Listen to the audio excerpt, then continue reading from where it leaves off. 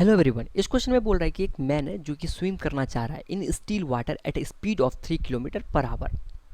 इसका स्पीड कितना है मैन का, यानी कि मैन का velocity of man with respect to river यहाँ पे गिवन है which is equal to 3 kilometre per hour, और velocity of river with respect to ground यहाँ पे दे रखा है 2 किलोमीटर पर आवर दे रखा है। कोई दिक्कत नहीं यहाँ तक।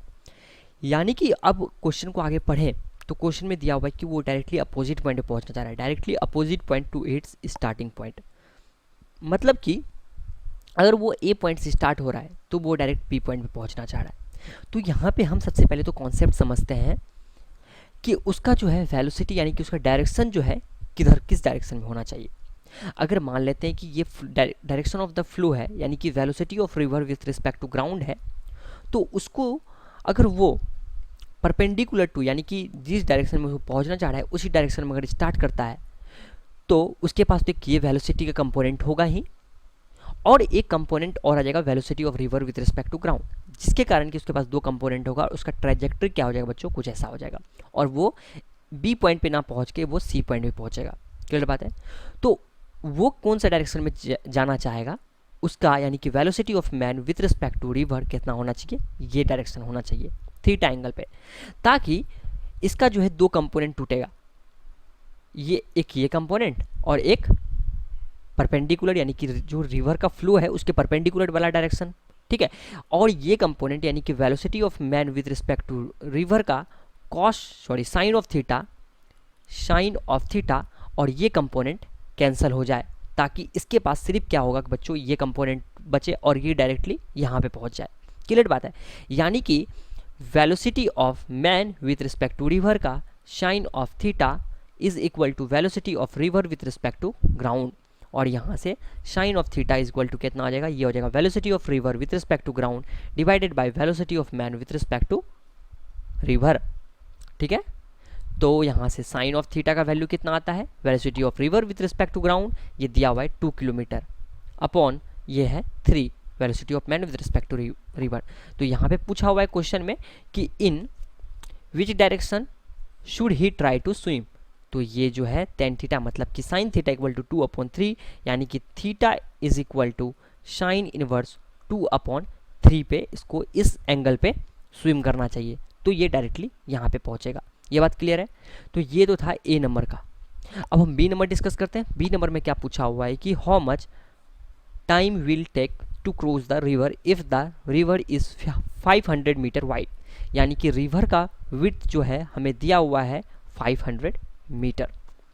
अगर ये 500 मीटर है तो इसका कितना टाइम लगेगा, तो हम जानते हैं यहाँ पे बी नंबर सॉल्व करते हैं तो टाइम इज इक्वल टू कितना हो जाएगा बच्चों, टाइम इज इक्वल टू हो जाएगा यहाँ पे डिस्टेंस अपॉन स्पीड होता है। ठीक है।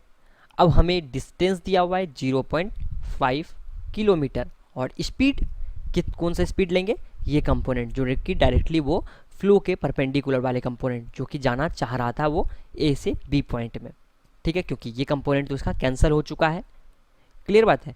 तो अगर ये कंपोनेंट हम लेंगे तो ये कंपोनेंट क्या हो जाता है यहाँ पे, V velocity of man with respect to river का कॉस ऑफ थीटा। तो यहाँ से बच्चों कॉस ऑफ थीटा कितना आ जाएगा, ये आ जाएगा, ये साइन ऑफ थीटा क्या होता है, ये होता है परपेंडिकुलर अपॉन हाइपोटेनस, ये होता है बेस अपॉन हाइपोटेनस। तो हाइपोटेनस तो यहाँ पे 3 हो गया, परपेंडिकुलर है यहाँ पे बेस, तो बेस कैसे निकालेंगे, तो बेस हो जाएगा अंडर रूट ऑफ हाइपोटेनस का स्क्वायर माइनस परपेंडिकुलर का स्क्वायर, यानी कि 3 × 9 माइनस 4 यानी कि 5।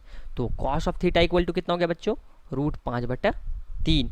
तो हमारे पास टाइम इज इक्वल टू कितना आ जाता है, ये हो जाएगा 0.5 divided by velocity of man with respect to river 3 cos of theta कितना हो गया √5 इंटू मतलब डिवाइडेड बाई 3, तो ऊपर चल जाएगा 3 से 3 कैंसिल हो जाएगा, 5/10 √5 विच इज इक्वल टू कितना हो जाएगा √5 डिवाइडेड बाई 10।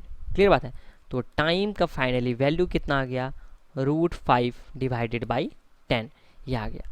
तो ये था इस क्वेश्चन का सॉल्यूशन। इसमें बस हमें यही समझना था, यही कॉन्सेप्ट था कि हमें अगर डायरेक्टली अपोजिट डायरेक्शन में जाना है, डायरेक्टली अपोजिट पॉइंट पे जाना है, तो हमारा ये कंपोनेंट और वेलोसिटी ऑफ रिवर के कंपोनेंट रिवर का कंपोनेंट कैंसिल हो जाना चाहिए।